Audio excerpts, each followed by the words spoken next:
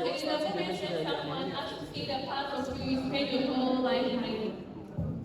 And instead of turning away, they stay. For a heartbeat, something warm runs through your soul. Like finally setting down a suitcase you've carried for so long, you forgot it was heavy.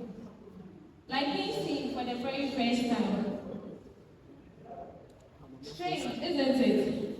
How some of us spend years learning how to disappear. We call it strange, we call it maturity.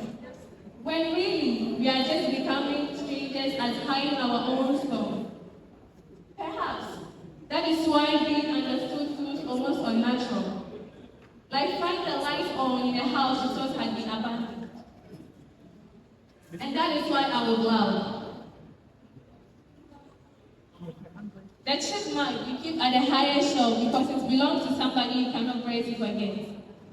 The unfinished draft sleeping in your notes app. The smile you wear in photographs, but never quite reaches your eyes. Because those are the places where your soul speaks fingerprints. Not on polished versions you show the world, but in the cracks. And if all that we ever have was the imperfect version of you, I think I would trust that version the most. Because some people spend years building walls and then one day they hand you a door.